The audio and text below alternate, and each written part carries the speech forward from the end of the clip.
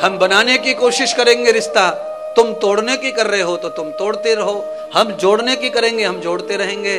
पर अंत तो गत्वा पांडव थक गए, लंबा समय हो गया, सब छिना लिया, कपट किया, छल किया, षड्यंत्र किया, जहर दिया और वनवास दिया, अज्ञातवास दिया, इतने से भी पेट नहीं भरा। तब जाके महाभारत, इतना सहन किया। दयालु धर्मात्मा सज्जन सहन कर लेगा। पर कुल मिलाकर के मेरी तरफ से सुनिए, मेरा जो भाव है आपके प्रति वो ये है कि ज्यादा से ज्यादा हमको रिश्तों को बनाने की कोशिश ही करनी चाहिए। लालच में पड़ के रिश्ते ना तोड़ने चाहिए। हानि लाभ ये होता रहता है, गया आया होता रहता है, न कोई लाया है न कोई ले जाएगा। अपना कोई खा भी जाएगा, अपने को वापस भी नहीं देगा, तो उसका हिसाब तो होना ही होना है, आगे चल के होगा, कभी न कभी होगा। इसीलिए ज्यादा उस पे पैर अड़ा के मत लड़िए, पैर अड़ा के नहीं, आगे चलते जाइए। लेने के चक्कर में जो विवाद खड़े होंगे, जो नुकसान होंगे, वो ज्यादा हो सकते हैं, और छोड़ने से जो फायदा होगा उस फायदे का कोई तौल नहीं है। आप कितने आगे जा सकते हैं कोई गिनती नहीं कर सकता, कोई मीटर नहीं है। नहीं तो ये तुचड़ पुचड़ में ही अटक जाओगे, इधर ही लग जाएगा खेल, यहीं अटकते रह जाओगे ना, इसमें नहीं अटकना है। पर अति आने पर खड़े हो जाना है। जब अति आ जाए तो फिर कोई अपना नहीं रहता है, न कर्ण, न भीष्म, न द्रोणाचार्य। पर धर्म के साथ ही अति, धर्म के साथ ही लड़ना चाहिए, षड्यंत्र के साथ नहीं, लालच में नहीं, लोभ में नहीं, त्याग पूर्वक जी के भी कोई परेशान करे तो लड़ाई लड़नी चाहिए। फिर तो भगवान यही गीता में सिखाते महाराज।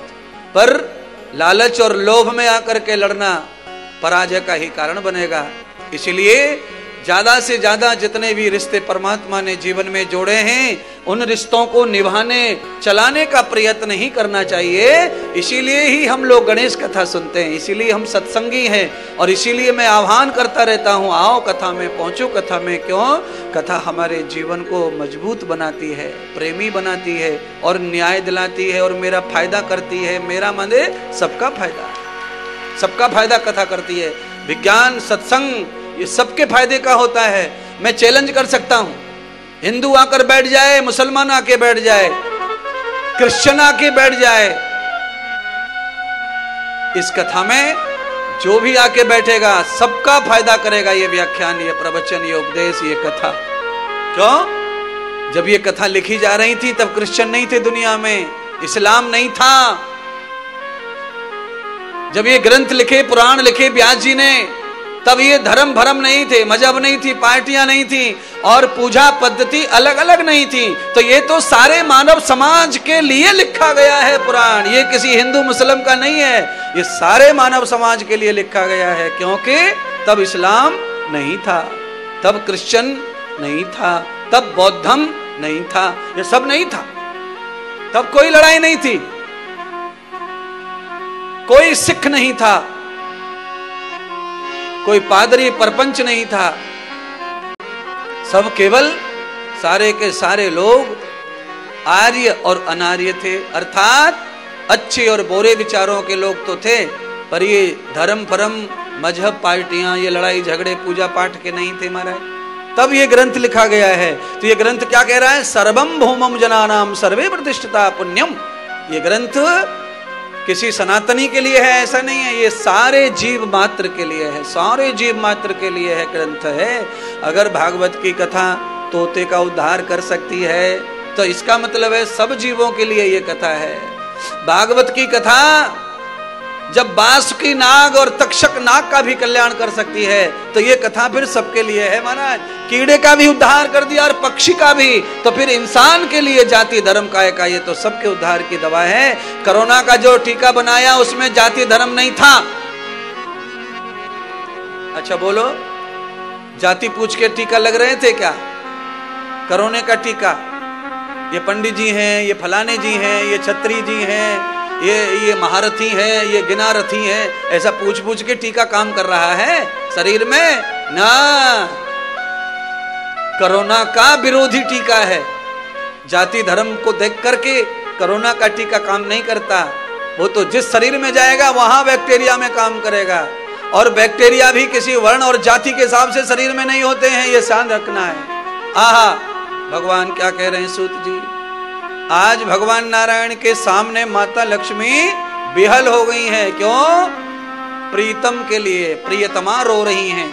लक्ष्मी आई, समझाने लगी है पार्वती, मत रो, सब ठीक होगा, बाबा मिल जाएंगे, भोलेनाथ चिंता न करो, शंकर मिल जाएंगे, कहीं नहीं जाएंगे।